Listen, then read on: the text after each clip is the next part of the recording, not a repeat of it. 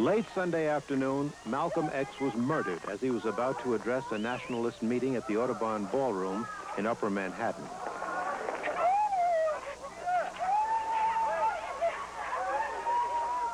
Moments later, Malcolm's followers seized one of the gunmen as he tried to escape the scene. Intervening policemen engaged in a brutal tug-of-war to keep the man from being torn to shreds.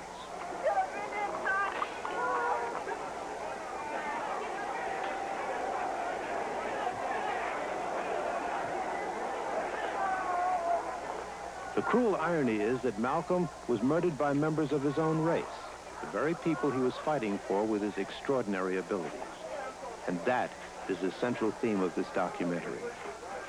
The telling of this tragedy oft resembles a biblical story or a Shakespearean drama, laden with all the passions that flesh is heir to: love and hate, loyalty and jealousy, unselfishness and greed, morality and debauchery.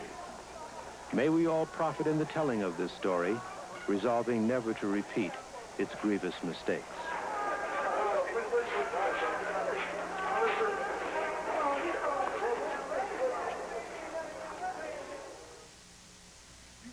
At center stage in this human tragedy is Malcolm X, a superb intellect with exceptional analytical ability, gifted as a powerful speaker and blessed with a quality that few others have: incorruptibility.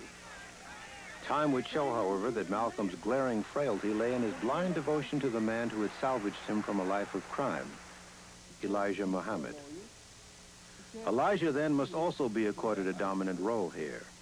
As head of the Nation of Islam, also known as the Black Muslims, Elijah provided the structure within which Malcolm would develop. But it wasn't destined to last. This powerful alliance of Elijah and his devoted lieutenant Malcolm X would be split by individuals within the Nation of Islam, as well as by persons working for the United States government, who infiltrated, helped divide, and set the stage for Malcolm's ouster from the Nation of Islam, and then his murder. Malcolm's brother Wilfred, himself a minister in the Nation of Islam, bore witness to this tragic scenario. His narrative will be key to our story. Percy Sutton, former Manhattan Borough president, currently chairman of the Inner City Broadcasting Corporation, was a friend and personal attorney of Malcolm's. Mr. Sutton is one of the few who stood by Malcolm when the going got rough. 6 nights before he was assassinated, an exhausted Malcolm spoke to his followers. His house in Queens had just been bombed. He had been eluding his would-be assassins for the past year. He had been traveling overseas. He had been traveling down south. He was trying to get his 2 organizations moving, and at the same time, he gave as many interviews as possible, making as many speeches as he could, telling as many as would listen about the complexity of elements that would take his life. As many of you know, Sunday morning about 3 o'clock, somebody threw some bombs inside my house. Normally, I wouldn't get excited over a few bombs, but the ones who threw these not only aimed them in rooms where there was no one, but aimed them in rooms where 3 of my daughters sleep. One daughter 6, one daughter 4, and one daughter 2. I heard on the news today that Joseph, a brother that I found in the garbage can in Detroit in 1952, well, that's where I found him, made the statement that I had bombed my own house. Now, you see, this doesn't surprise me because I know that since many of us left the Muslim movement, its intelligence and its morals have gone bankrupt. Both its intelligence and its morals have gone bankrupt. And now they are using the same tactic that's used by the Ku Klux Klan. When the Klan bombs your church, they say you did it. When they bomb the synagogue, they say the Jews bombed their own synagogue. This is the Klan tactic. And tonight, I'll tell you why the Black Muslim movement is now adopting the same tactics against black people as has been up to now the exclusive method of the Ku Klux Klan. I want to point out, too, that I'm not talking about Muslims just to make white people happy, because I don't believe in letting anyone use me against somebody else. I'm telling you these things because it has reached a point where I feel that black people in this country need to know what's going on. And I'm talking about an organization which I had a hand in building, which I had a hand in organizing. He'd go throughout the country, he'd go into a city, he'd find somebody who'd be willing to have it in their home. They'd go out and scout up some people and bring them to their home, and he would talk to them in their home. And then he would tell them to go out and bring some people, and they'd go out and bring some more, and he would talk to them. And they would start from that, and from that they'd grow until they reached a point where they had to have a building where they could meet. And how many cities did he do this in? Oh, there's no way of knowing. All over the country, north and south. He'd be on the road sometimes, just day after day after day, just going across the country to cities that he thought had a population of our people that might be willing to listen, and starting it. As intelligent as the white man is, or has been in the past, if he knew the intensity of the dissatisfaction and impatience that is building up in the minds of the masses of these black people, you wouldn't see him running around here calling Mr. Muhammad a hate teacher. He would look upon Mr. Muhammad as an alarm clock that's doing him a favor, waking him up out of his sleep before it's too late. He insisted on honesty and in doing the job if you're going to be on it. He didn't require anything of them that he wasn't doing himself. And his act was a hard act to follow. He didn't, many times I used to wonder if he realized that people just couldn't be, in general, just couldn't be as dedicated and committed to a thing as he was. You don't find that many people. You don't find too many people that will commit themselves the way he did. Many nights he wouldn't get but 4 hours sleep, sometimes less. He would go until he just couldn't go any further. And then he'd have to get some sleep, and once he woke up, he'd wake up running.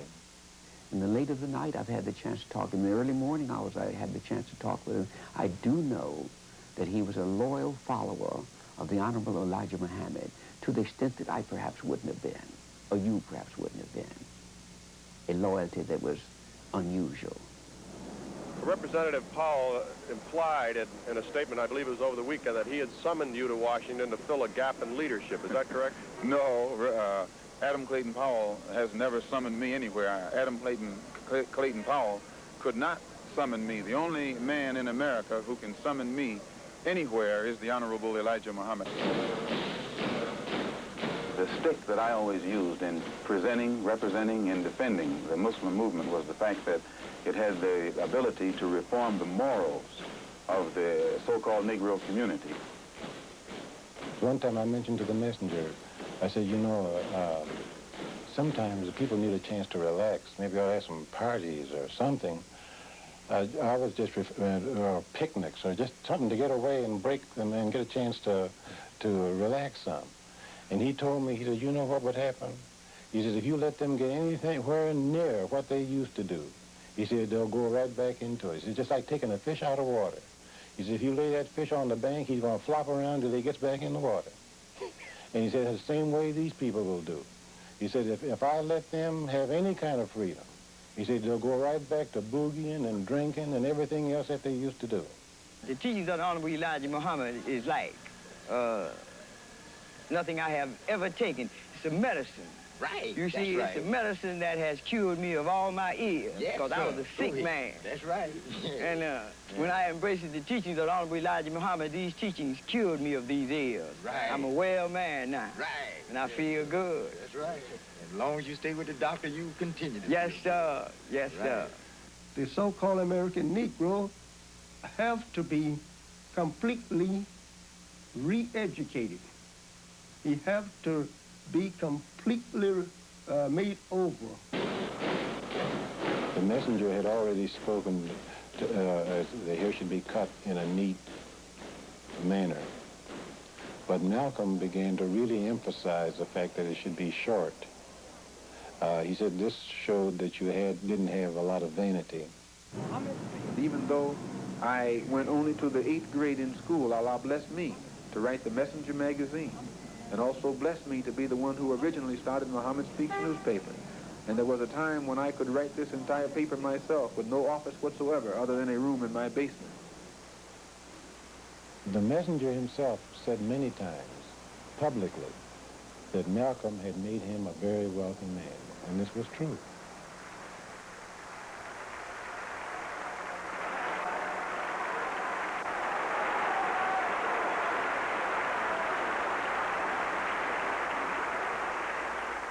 The Honorable Elijah Muhammad says, if you don't want us to go home, the government doesn't want the black people to become involved in a mass exodus away from this country eastward, give us a separate territory here, not a state.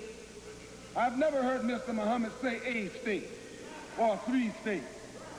I've only heard him say several states, some states, as many as we need, and we'll need more than you realize.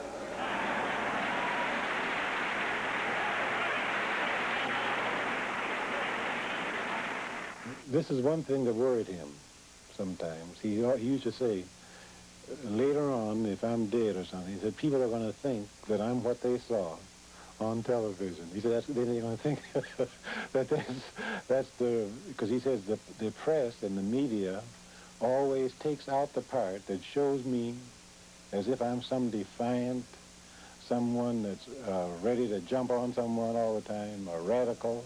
So they pick out those parts to show.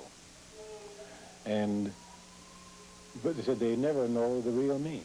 Which was? Which was really a gentle person. He was very sensitive to people. And he was very observant and perceptive. And as a result of this, it brought out a part of him that you wouldn't see ordinarily unless you happen to be have the opportunity to be close to him or travel with him or be in his presence other than when he was before the public. Because when he came before the public, he was a warrior.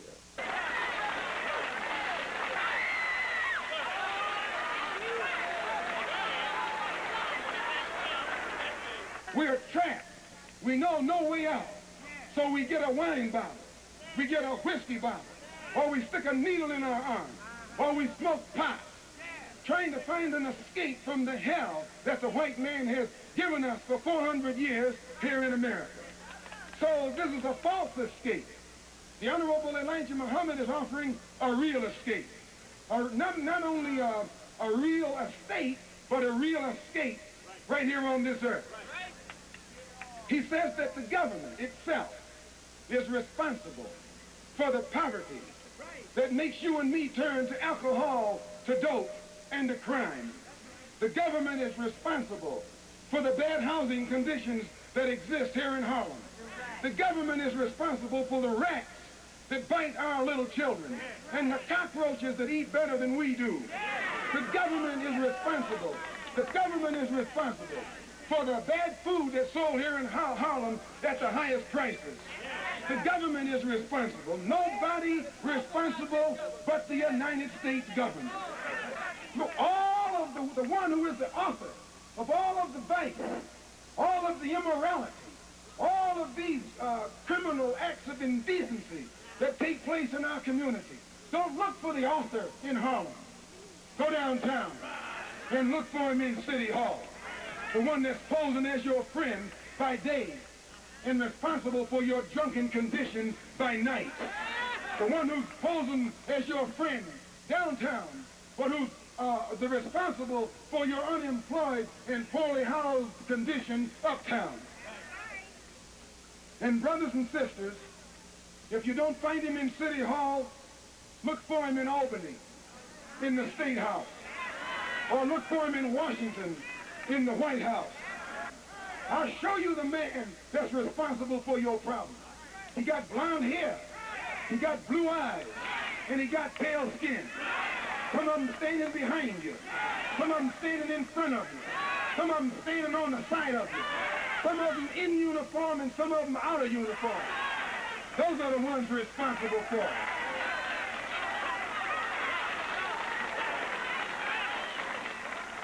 His oratory, he was an orator that was not equal during that period of time.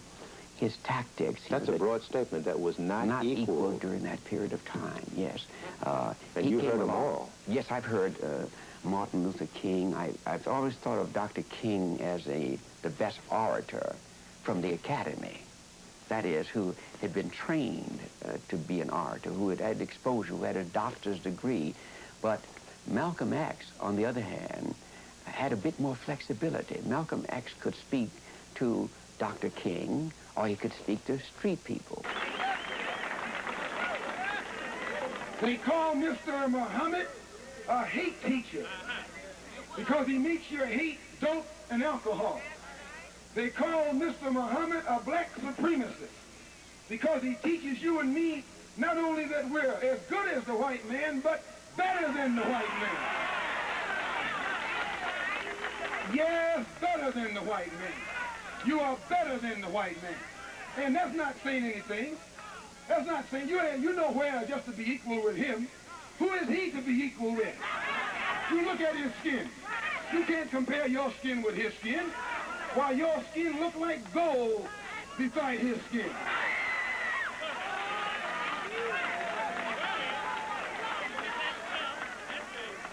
One of the most brilliant persons that I've ever met, who did not have a doctor's degree, but who was much more brilliant than many scientists, theologians, you name it.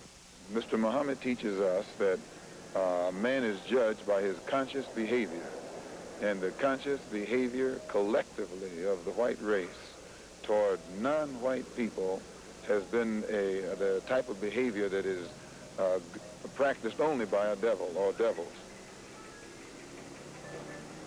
So then, in essence, you feel that white men, per se, are devils. He teaches us that God told him that the white race is a race of devils.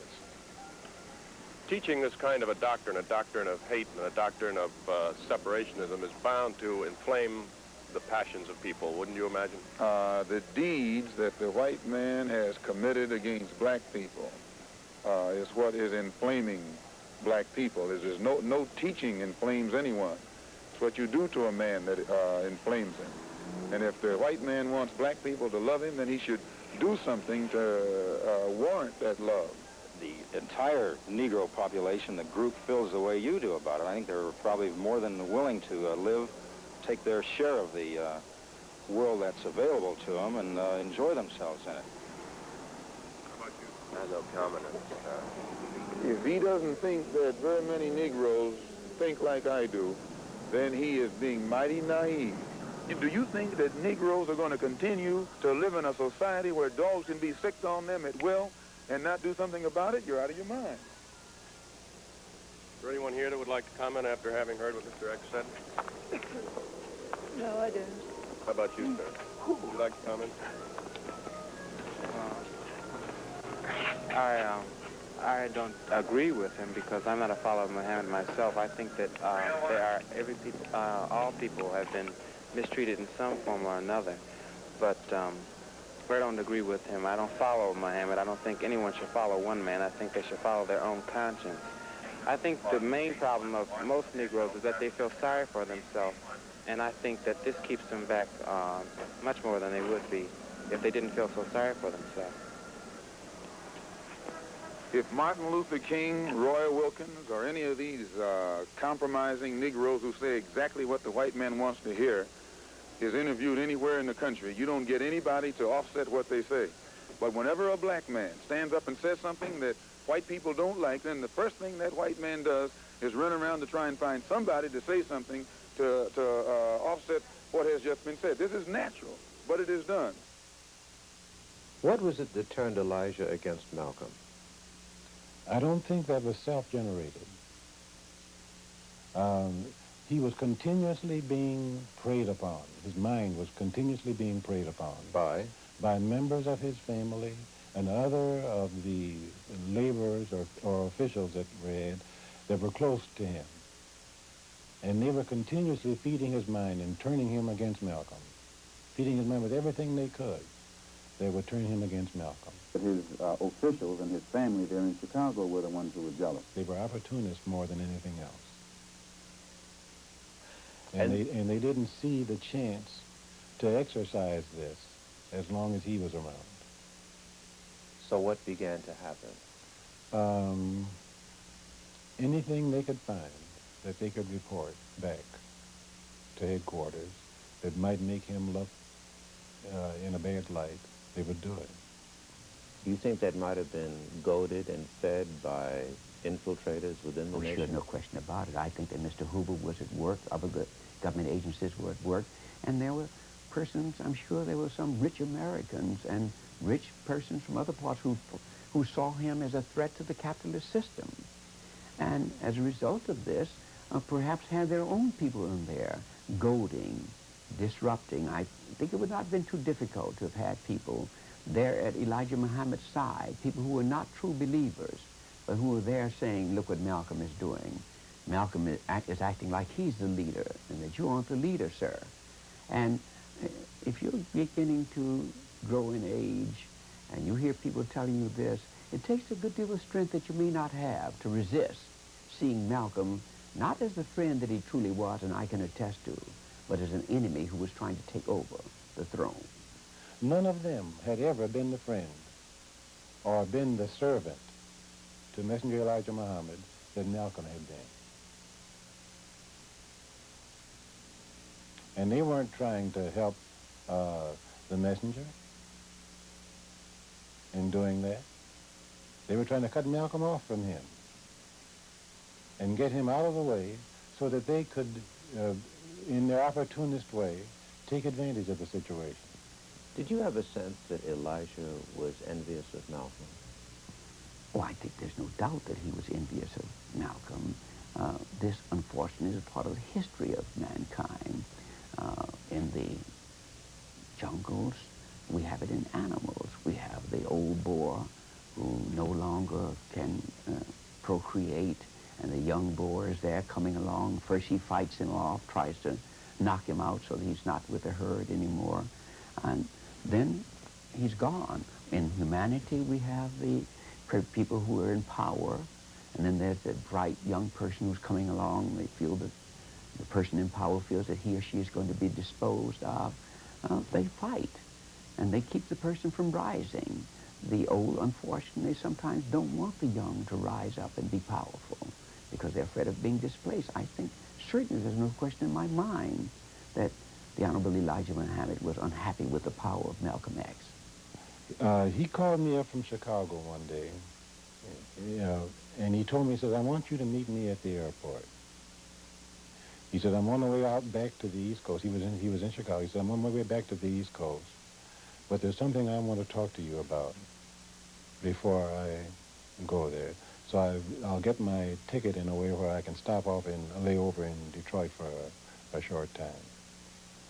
And when I went, so I met him at the airport, and he looked like he was sick. He just couldn't seem to get himself together. I never saw him in that condition. And he told me what he had found out. Very simply, Malcolm learned that Elijah had made at least a half a dozen of his personal secretaries pregnant. This shook Malcolm to the bone, because Malcolm's devotion to Elijah was based upon Malcolm's complete belief and acceptance in Elijah's high moral code. By having confidence in the leader of the Muslim movement, if someone came to me and I had no knowledge whatsoever of what had taken place, and they told me what I'm saying, I would kill them myself. The only thing that would prevent me from killing someone who made a statement like this, they would have to be able to let me know that it's true. Now, if anyone had come to me other than Mr. Muhammad's son, I never would have believed it, even enough to look into it. But I had been around him so closely, I had seen indications of the reality of it, but my religious sincerity made me block it out of my mind. I said, you have been so busy that you just haven't had time to listen to anything, and said nobody was going to tell you. I said, I wasn't going to tell you, because the first thing you would have done was went back to Chicago, and because that's where he was. He would name names who said it and everything. And you put somebody on the spot because they were trying to pull his coat, as he might call it. On November 22nd of 1963, President Kennedy was assassinated, and Malcolm made some comments about that assassination. Elijah Muhammad sentenced Malcolm to 90 days of silence for those comments. Well, Malcolm accepted that verdict. And during that period of 90 days, Malcolm X sent a constant stream of letters to Elijah. At the same time, however, he sensed the importance of having some record of these letters that he was sending to Elijah, so he locked himself up in motel rooms on several occasions and tape recorded these letters. Dear Holy Apostle, one of the main reasons people want to divide you and me is because they know Allah has blessed me to be your best representative as well as your best defender. The only ones here who may think I'm against you are those who are not really with you themselves. This is a dangerous position to be in because it only adds division upon division. I know now how Isaac felt when Abraham took him up on the mountain to sacrifice him. Only love for his father made him submit silently to what looked like certain death. I know how Job felt when everyone was looking at him, wondering what sin he had committed. His worst pain must have come from his inability to open his mouth and explain the real reason for his condition. As I told you, I've been working on these notes I've taken during conversations with you during the past 10 years. Whenever I feel lonely, forsaken, or even angry, I go back to the words of wisdom and healing in these notes. There is both hope and life in your words. With Allah's help and your permission, I can turn out a book about your life, your teachings, your work, and the program that will bring tears to your eyes, and would not only go a long way toward waking up the dead nation, but would also add to the financial needs of the nation. I do it just like I was working for you, but would actually ask nothing in return. I've received my pay from you already a millionfold. If you would have mercy upon me and give me another chance, I'd stay out of the public. I'd be satisfied to just minister in the mosque, making no public statements, nor outside speeches. He began to doubt if his meal was even getting through. He felt like somebody there was receiving that meal and getting it, and it wasn't getting to the messenger. Because he continuously write to the messenger and tell him what he had heard, or report to him things that he thought he ought to make known, hoping to get some kind of guidance from the messenger as to how it should be handled. So in other words, he tried to send the olive branch to Elijah, but many around Elijah intercepted it? Intercepted it in order to keep that from taking place. They didn't want to see that happen. When the 90-day period ended, and he still found himself not reinstated into the Nation of Islam, Malcolm realized that he had been silenced for reasons other than his Kennedy statement. If you'll notice, they use their newspaper to slander me and to label me as a hypocrite and as a rebel, and Mr. Muhammad himself said that I defected. Well, in reality, I never even left the Muslim movement. They put me out. So he decided to stay out of the Nation of Islam, and he struck out on his own. Yet, he, in his public pronouncement at least, refused to attack Elijah Muhammad. In fact, he openly voiced his support and continued belief in Elijah.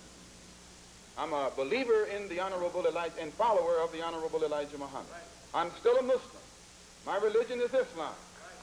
I run into some obstacles in the Nation of Islam, and I feel that I can best serve the Honorable Elijah Muhammad's purpose and program and carry into existence what I feel, I understand, concerning his objectives better on the outside than I can on the inside.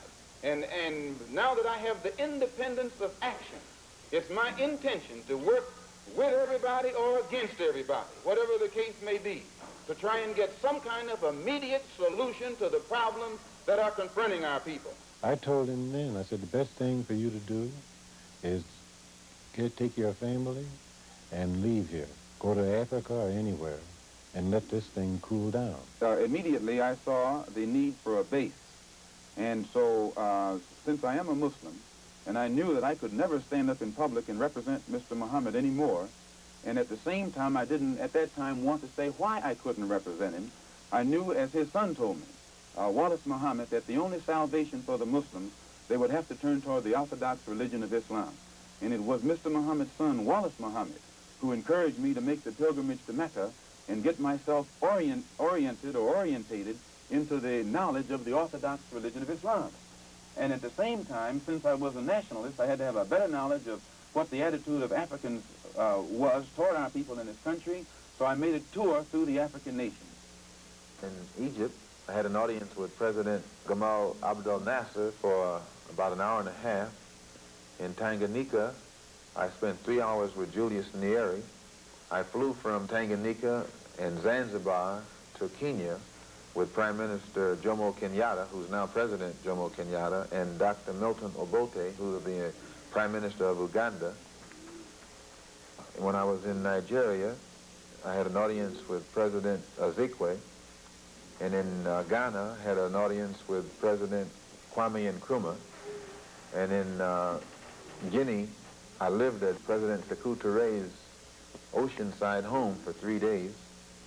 Nowhere that I went did I run into any closed minds or closed hearts or closed doors. I got a chance to speak to people at all levels, in government, in religion, and just plain in the street. Legon at the University of Ghana, where he gave his first speech the first night he arrived, and Vicky Garvin and Alice Wyndham, Julian Mayfield, and I were able to set up a series of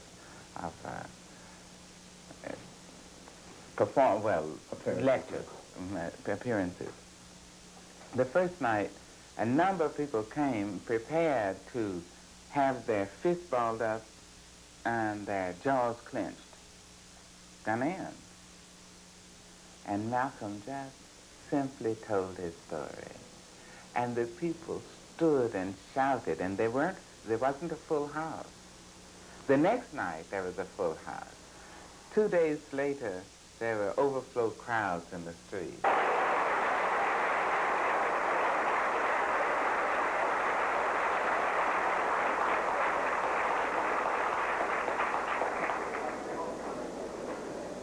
Assalamu alaikum. Mr. Moderator, our distinguished guests, brothers and sisters, our friends and our enemies.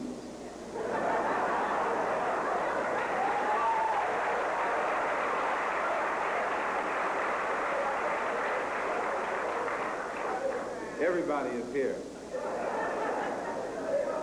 Recently, when I was blessed to make a trip or a pilgrimage, a religious pilgrimage to the holy city of Mecca, where I met many people from all over the world, plus spent many weeks in Africa, trying to broaden my own scope and get more of an open mind to look at the problem as it actually is. One of the things that I realized, and I realized this even before going over there, was that our African brothers have gained their independence faster than you and I here in America have. They've also gained recognition and respect as human beings much faster than you and I. Just 10 years ago on the African continent, our people were colonized. They were suffering all forms of colonization, oppression, exploitation, degradation, humiliation, discrimination, and every other kind of Asian. And in a short time, they have gained more independence, more recognition, more respect as human beings than you and I have.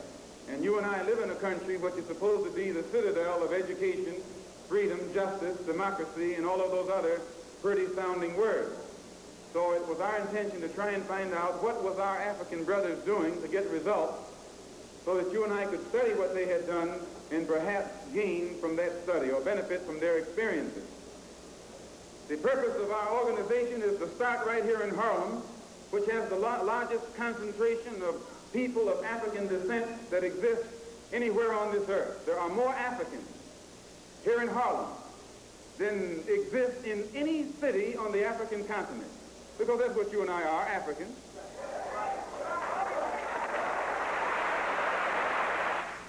The Organization of Afro-American Unity shall include all people of African descent in the Western Hemisphere. In essence, what it is saying, instead of you and me running around here seeking allies in our struggle for freedom in the Irish neighborhood or the Jewish neighborhood or the Italian neighborhood We need to seek some allies among people who look something like we do. And once we get their allies, it's time out for you and me to stop running away from the wolf right into the arms of the fox, looking for some kind of help. That's a drag. Number two, self-defense.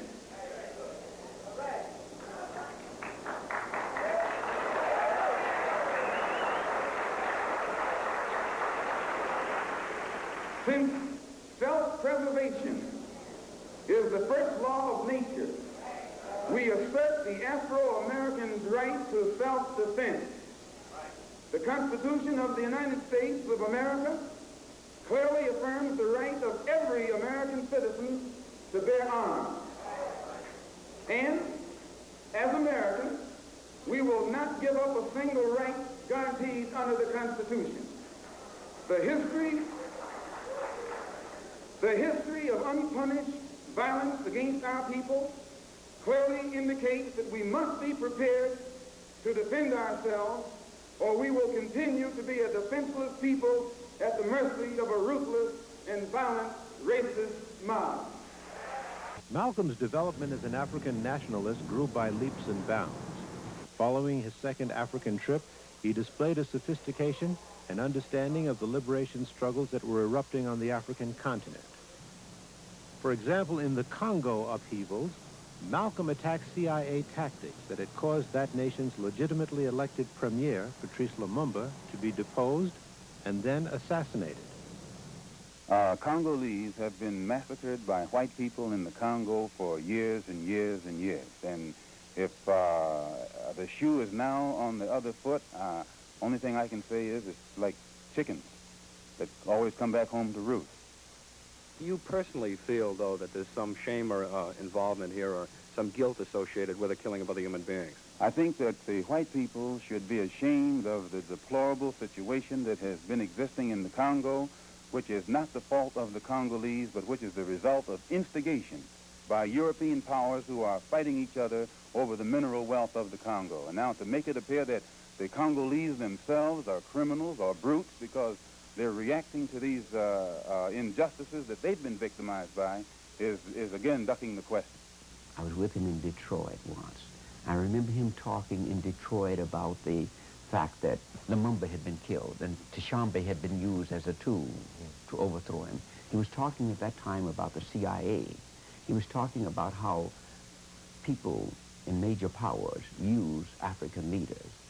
And he was comparing this to use of American black leaders by presidents and CIA and others. Tshombe is the murderer of Lumumba, who was the rightful prime minister of the Congo. Tshombe is the man whose forces fought against the United Nations forces and against the United States. And despite this criminal past of Tshombe, now the United States is backing Tshombe, who has hired South African mercenaries who are hired killers to disrupt the peaceful efforts of the freedom fighters from Stanleyville to make the type of country there that they want. And it is this American support of Tshombe, actually, that's at the root of the whole problem. He delivered a speech to his followers at the Audubon Ballroom that focused on an interesting part of his overseas trip, his stopovers in Paris and London. Perhaps more than any other speech, this one reveals the threat that Malcolm had come to pose to Western interests. I was invited to address the first Congress of the Council of African Organizations in London. They had a 4-day Congress from the 5th, 6th, 7th, and 8th, and had invited me there to make the closing address and bring the delegates from the various African organizations that are situated on the European continent up to date in regards to the struggle of the black man in this country in his quest for human rights and human dignity. And in conjunction with that invitation, I had gotten an invitation to visit Paris from the Afro-American community in Paris, which was sponsoring a rally in conjunction with the African community. And I was supposed to go there Tuesday also and address them. and let them know the state of development or lack of development of our progress in this country for human rights or toward human rights. As many of you know, when I got to Paris, the man said I couldn't come in. Some man, French man. They gave me no explanation other than to say, we have our orders. They wouldn't let me phone the American embassy, and they tried to imply that the American embassy was behind it, which I told them that I didn't know de Gaulle had become a satellite of Lyndon B. Johnson. I knew that Kennedy had made a satellite out of Khrushchev and Britain and half of these other countries, but I didn't think that France was a satellite of the United States. Well, this made them angry because they like to be independent, you know, or pretend to be independent. The same thing happened in England. As many of you probably read in the Sunday Times and Tribune, there was a great fear in England concerning me speaking to the West Indian community. And this is because England has a very serious color problem developing because so many of our people are migrating there from the British West Indies. France, quietly as it is kept, has a very serious color problem developing because of the migration to France of our people from the French West Indies. And with these people from the French West Indies, black people going to France, others from the British West Indies going to England, coupled with the Asians who are coming from the Commonwealth territories, along with the Africans from French Equatorial West Africa, formerly into France, and the British possessions into Britain.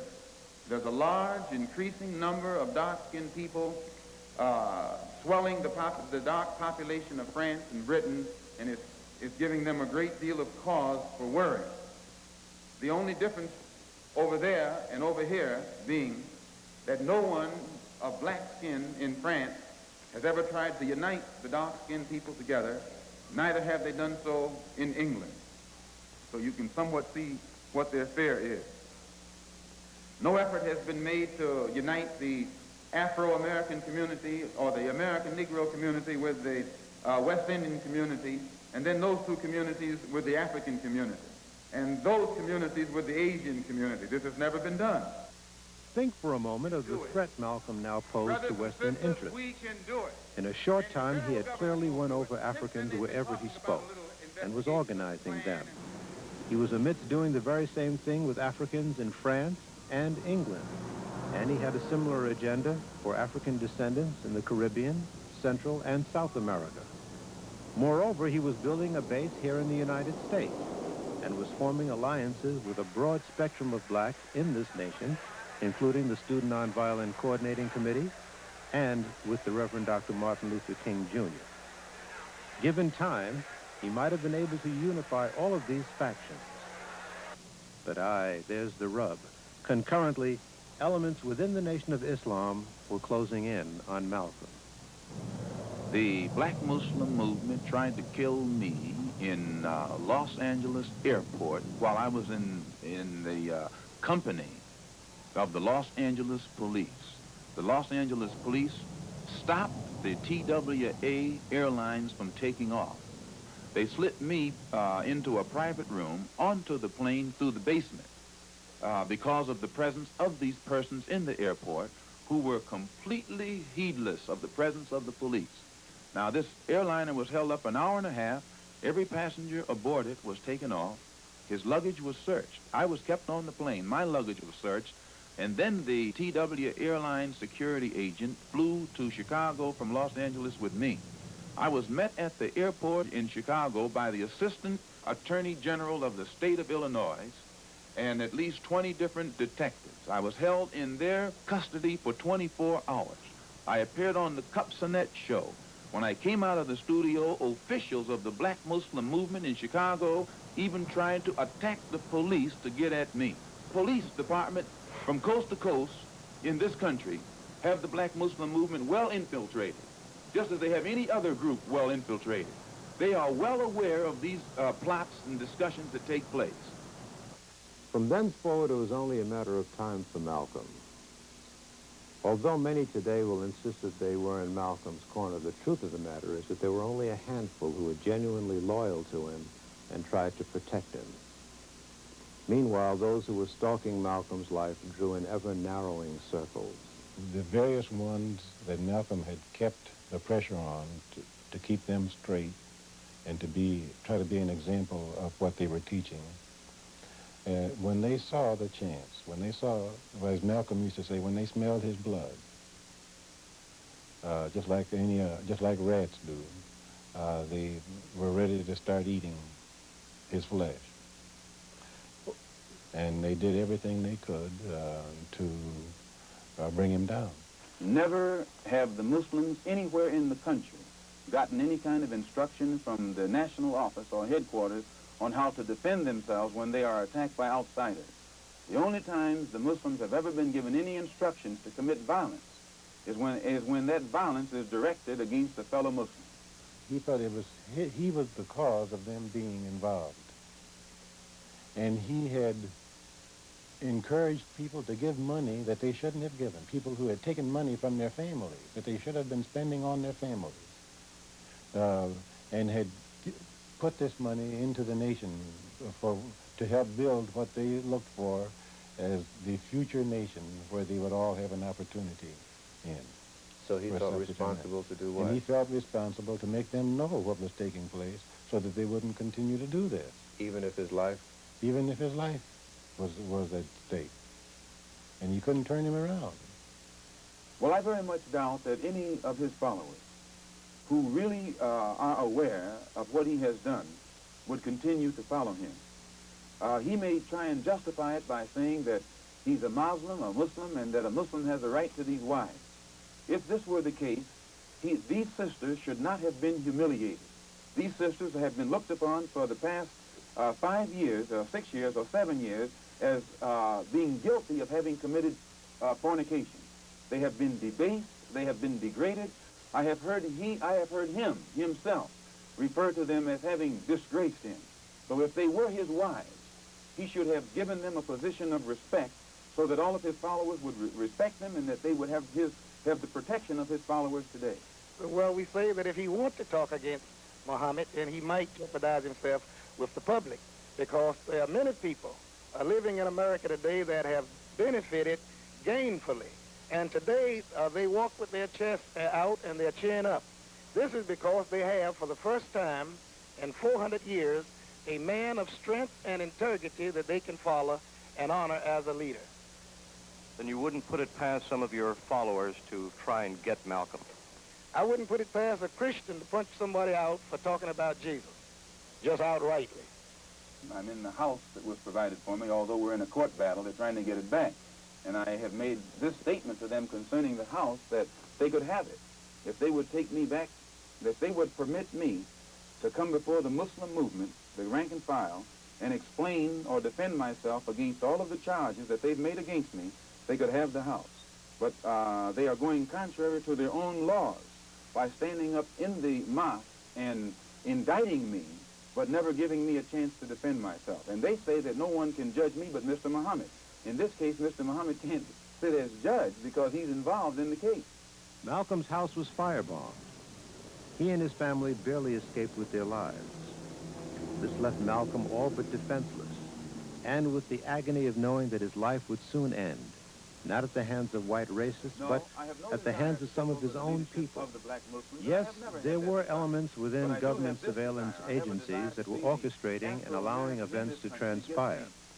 But we must face the fact that there were black men who would become so clouded that they would kill one of the very best members of our race.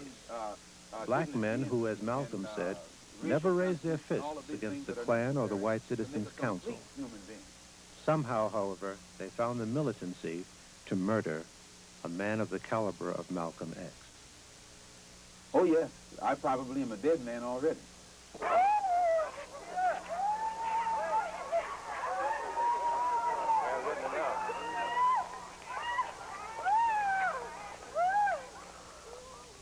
And I heard my husband say, everything is all right, everything is all right.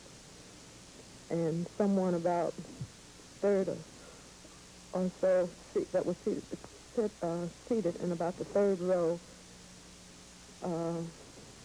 stood up, and I heard shots, and I saw people crawling on the floor.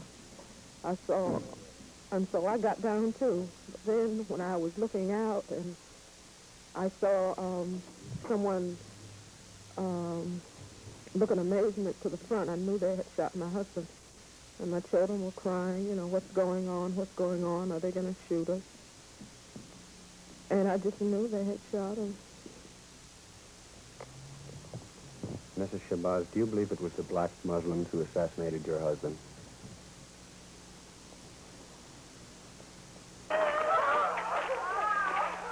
When they were charging Malcolm with having bombed his own home, most people were not aware that not only did Malcolm not have a lot of money, but he didn't even have personal insurance on his own life or on his furniture.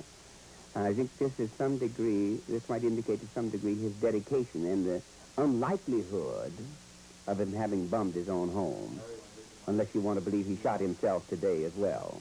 He's trying to unite the Negroes in this country with the Afro-Americans in this country, I should say, with the Africans throughout the world. Since the bombing of your home, has the police made any effort to offer you protection? If Malcolm's assassins are caught, what do you think should be done with them?